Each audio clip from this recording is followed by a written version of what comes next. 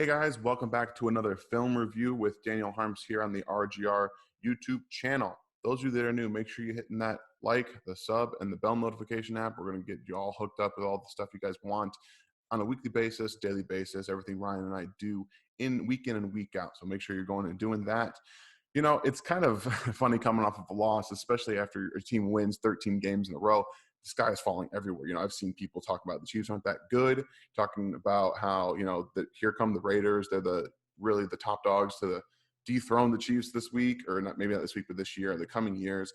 And on Twitter, people just exploding everywhere. I can't count the number of things that I've seen from fans just kind of overworking themselves about a lost in division to a Raiders team that played exceptionally well. This was the Raiders at the top of their game. Let's make no mistake about it. They played well on defense. There was a couple coverage busts, but in the second half, this was a game that they played well on defense, and the Chiefs offense just really couldn't get going. They kind of hit themselves in the foot a couple times, and then the Raiders defense decided that this was an opportunity for them to finally get that win, and then they closed it down. Their offense played really, really well. Chiefs defense not so well. You see how this kind of correlates to each other. So let's go ahead and jump into this film here, because I think that even though there are a lot of things that didn't happen well for the Chiefs on both sides of the football, we can take away some positives. And I want to start with the first thing, that interception that came off of Derek Carr in the first, second quarter. I can't remember exactly when. Excuse my memory, but I know that Willie Gay gets the initial pressure here. He's right down here, number 50. But I want you to watch, K-Pass here. This is the reason that the interception happened. And I've seen a lot of people say that, Willie Gay is the big reason, but you need both of these players. If Willie Gay comes off the edge, makes Carr step up, but there's no one else there, this interception doesn't happen. And Darren Waller probably either is still incomplete or it's a catch, because Breeland was in good position. But let's go ahead and just look here a little bit. And I want you to see that, what K-Pass is doing at the end, getting that giant arm up, forcing Derek Carr to overthrow this football. And that's really what it comes down to. Willie Gay does a really great job of sideswiping the hands there of the left tackle and getting around, forcing Derek Carr to then step up into one of the only times the Chiefs were able to get pressure. And this is what makes an interception happen, when you make a quarterback that doesn't want to move so much around in the pocket, adjust his arm angles. And we've seen it in the past from Derek Carr. If you get some pressure in his face, this kind of stuff happens. And Brilliant's in really good position there. He's trailing right behind Darren Waller. And even if that throw's on target, he's probably going to make a play on the ball. But, he sees that this is coming coming over Darren Waller, so he has an opportunity to make a play on the football. So yeah, great job from a pass rush from Willie Gay. Better job from K-Pass realizing that Derek Carr is going to be stepping up, getting his arm up there, and obviously great job from Breeland, Bashad Breeland in his first game back to get back there, to see that ball coming, and then come away with the interception. So that was one of the only positives, if they were able to get to Derek Carr more often, then they would have had more success. But I just want to kind of show you guys what bad defense looks like. You watch this defensive player right here, right there. So he's going with a smaller Mecole Hardman, who's got now two guys in his way, and his eyes are directly on Mecole Hardman in the red zone. And Travis Kelce is next to him, and he's just kind of let him go for an easy touchdown. I love seeing, these guys get touchdowns. So when I see a bad defensive play, one of the few times that the Raiders played bad defensively individually, this is just funny, because, you see Travis Kelce kind of working, and I guarantee you probably rolled his eyes a little bit when he saw the eyes go to Mecole Hardman on the inside to get that free touchdown there. So, I've done an evaluation of Tershawn Wharton, and excuse me, I probably didn't pronounce his first name, Tershawn. I apologize again. But Wharton here, I'm not sure how he went undrafted. This is a pretty impressive, physical specimen. And this play from, getting doubled from a really good right guard who I watched this game, the guy popped on film, Gabe Jackson, and getting doubled on by Trent Brown. Look at him. He's doubled over his knee right now.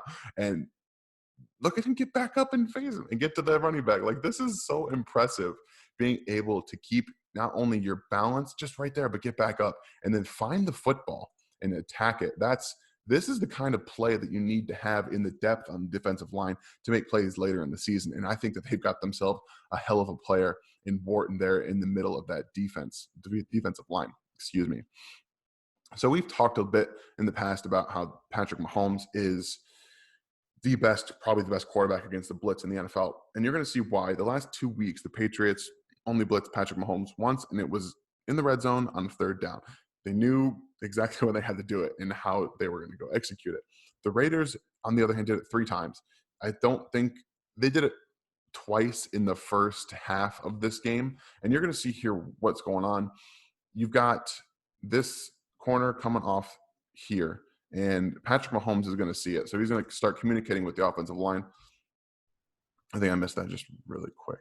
Yeah, here we go. So he's going to start communicating with the offensive line as soon as he identifies where the pressure is coming from.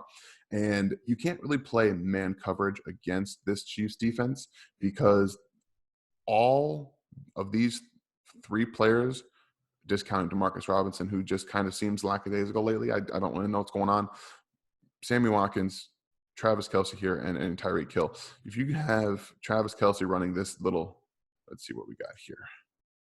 So he's going to run kind of a shorter in route, and Sammy is going to run a little deeper dig down the field here. And this is it's bad for a defense that's playing man coverage, especially when you don't have anyone underneath here.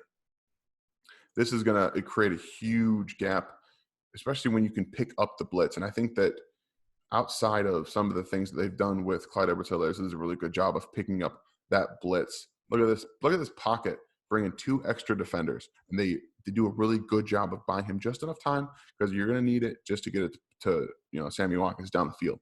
And that's what you need to do more often against teams that want to come at you with the pressure. And they did it with Baltimore. They did it here again with the Raiders, one of the times they did it. And good job on, Clyde Edwards-Helaire for picking up that blitz. I know it was a smaller guy, but he did a good job of giving Patrick Mahomes the time to get this ball to Sammy Watkins deep down the field, who I really thought was going to have a huge game had he not gotten hurt. And unfortunately, that hamstring it's just not – it's not good seeing him go down again and again with these soft tissue injuries, but I hope he gets better. And when he comes back, he's going to unlock another part of this offense that he's continued to show is the reason that he's here. So we're going to go into a little bit of a deep dive here. The Chiefs on defense tried to mix up their coverages a lot, like they always do. They are showing blitz. Let's see what we got. Annotation here. Draw. We've got Sorensen and Ben Niemann, both on the field at the same time. They're both showing blitz here. You see the one deep safety. So this looks a lot like cover 1, really, essentially, with the 2 blitzing guys, and then man across the board almost. That's not what they're going to do. They're going to drop both Ben Niemann and Sorensen and only rush 4. Then they're going to drop into a cover 2. So right here is Rashad Fenton. He's going to just backpedal all the way up, move down here, and then Matthew is going to drop into that robber role that we've seen him play a lot in the past in last season. So you've got these boundary corners are really going to run with anything vertical up top here, and then Ben Niemann and Sorensen are going to take anything underneath around here that comes through.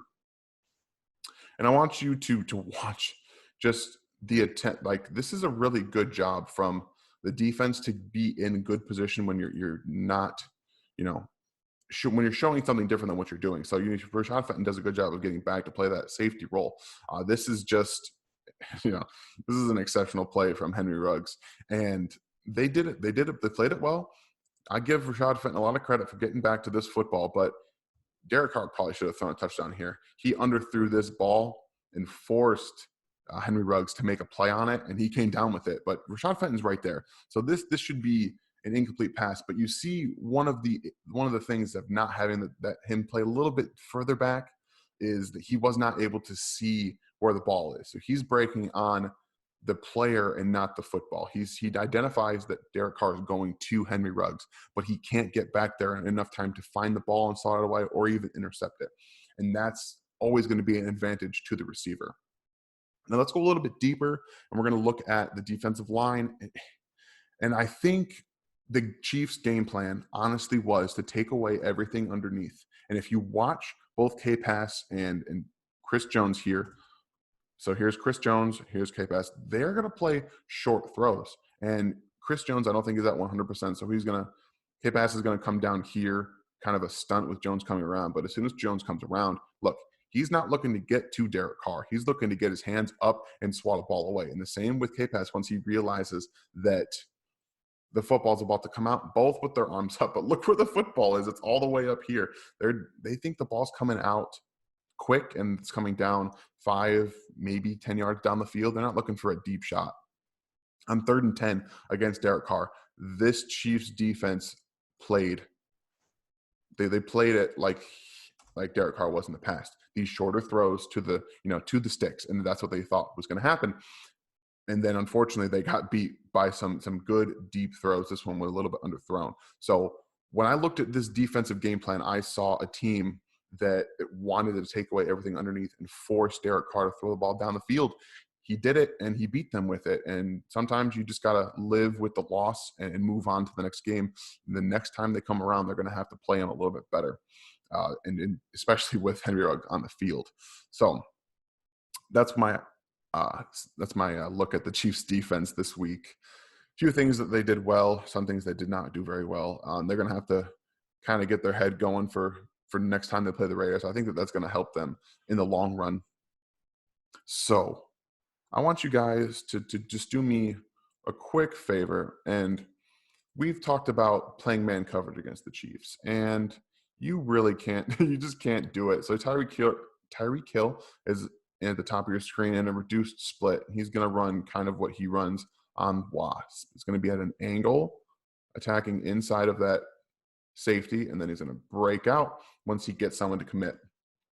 Sammy Watkins is going to be running deep down the field, in route. McCole Hardman's going to run an in-breaking quick route here. These are all deep down the field. And I want you to just kind of watch Travis Kelce, because he knows, one, what the Raiders are doing. He knows where the ball is going to go, and he doesn't have to do anything on this play. I think that the Raiders tried to do a little bit more of what the Patriots did in terms of playing man coverage across the board and then having some underneath defenders play to Patrick Mahomes' eye in those little kind of QB spy or underneath zone coverage schemes. And when you have deeper routes, granted, this is a good job of Patrick Mahomes maneuvering in the pocket instead of trying to escape. He knows his player is going to get open. Here's Tyreek Hill manipulating the defender. So he steps around the pressure, and then he steps up into the pocket and throws a strike to Tyreek Hill for a first down.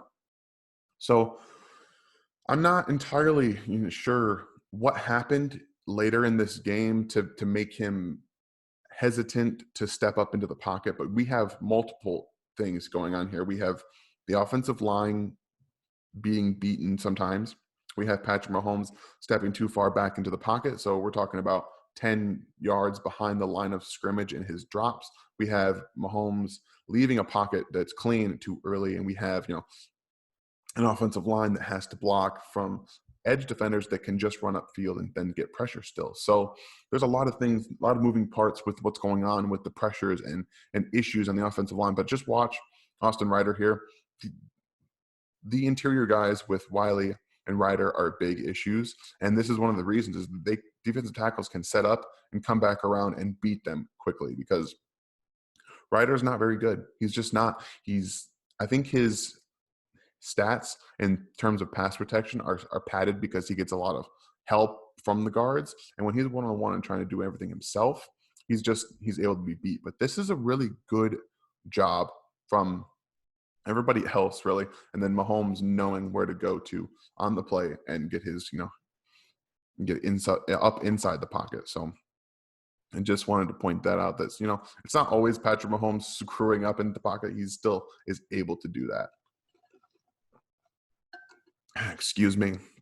All right, guys. So we have a little bit of a fun play here.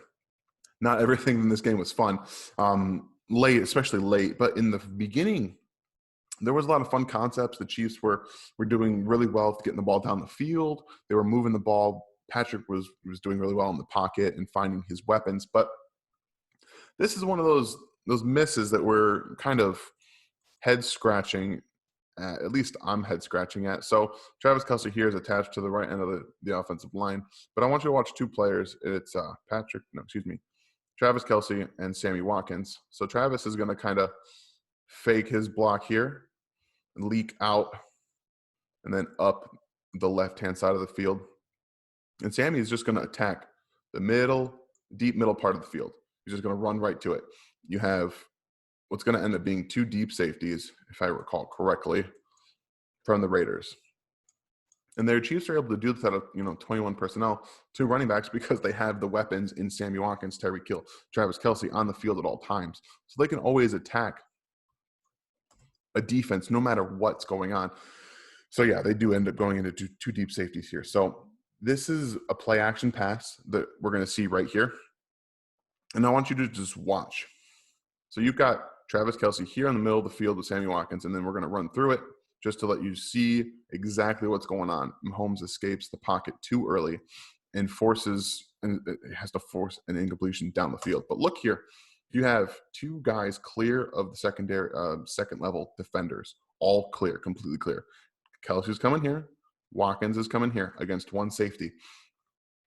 And initially, I'm sure that Mahomes was looking at Tyreek Hill because he's already gotten him that one deep ball that got called back on the penalty. But you gotta understand.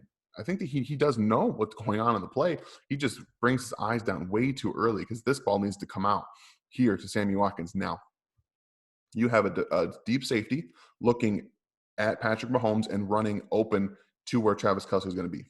This needs to come out right now. Look at the pocket. This needs to happen. It's a touchdown 100%. There's no one in the vicinity. Sammy Watkins needs to have, a 35-yard touchdown pass or a 27-yard touchdown pass right here. It needs to happen. So, and then like I said, he just leaves the pocket too early. This is the kind of issues that we're seeing from Patrick on these types of weird plays where he doesn't see what's going on all the time. He doesn't trust his offensive line, and then he gets a little bit of pressure, and then he runs and he escapes out. And we're going to see that again right here. And this, when it becomes an issue, because this is a clean pocket, guys. It's as a clean pocket as you really can get. You're going to see a little bit of a flash from the outside edge defender here, and that's going to force him to run up into the pocket right here. And then we're going to keep going through this play just to see it really quick. So I want to point out something that the Raiders were doing very well in this game. If you watch both their edge defenders when they come off the line here, they're not necessarily looking to get a sack on Patrick Mahomes in the backfield. They are trying to rush upfield as soon as they can, flash that pressure, and then come back to the inside because they know that he's trying to escape right there. So if you see, he wasn't even trying to get behind Fisher. He was just trying to wait for Mahomes to move, and then he comes back up, and he gets the sack for that reason.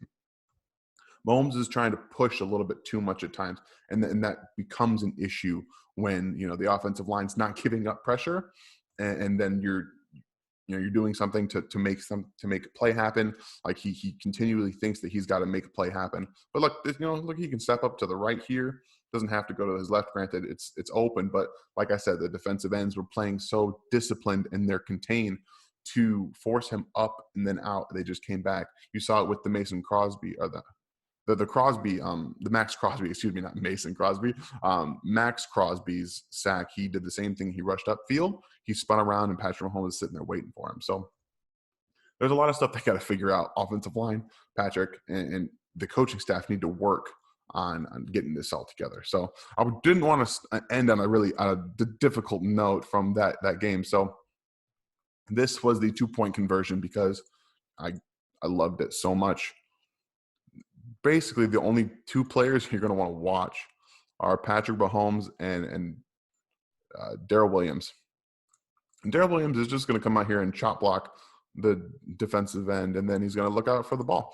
It's so much fun watching plays like this. Shouldn't happen. He does a good job of getting the defensive end to the ground, and then he just goes out for a pass. He knows the ball's going to be able to be there, and then you find Patrick Mahomes doing these kind of things all the time. I've given it a nickname. We all hear the "you got Moss" thing, but this is "you got Mahomes." He's just able to buy time finding this guy in the end zone for the 2-point play. It's one of those things that you can't ever coach, you can't ever see, but he just does it. I mean, granted, they work on this kind of stuff all the time.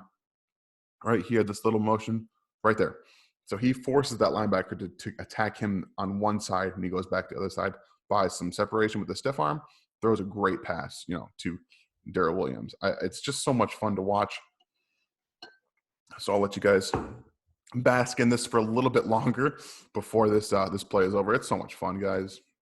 Even in losses, you're going to find stuff like this. And Patrick Mahomes is, by definition, a generational talent, and being able to watch him even in losses, it's a privilege. And I think that sometimes we can lose sight of that in the fact that, the Raiders won this game, but in the long run, there's still Patrick Mahomes on this team. He's going to always give him a chance to win games. So I think it's important to just keep in mind that the Chiefs are still in first place in this division. They're still the best team in football. They're going to have some bumps and bruises along the road. They did last year too, with that Texans, Titans, all that weird thing that happened there. So it's important to keep an open mind. They're going to have some things to figure out. They always do. And they're seeing a bit more of that zone coverage with a lot of defenders. So they're going to now get those reps that they need, the offensive, the weapons. Patrick Mahomes, all the receivers, running backs are going to get those reps they need against these zones to see where they need to be on the field against it. So it's going to help them going forward. And I just hope that we continue to see an improvement in Patrick and the offensive line working together, not to create more pressures than there need to be. So that's all for this week. I hope you guys enjoyed it. Have a great night. Thanks for watching this video from the team at RGR Football. Click these videos to see more and subscribe to RGR Football.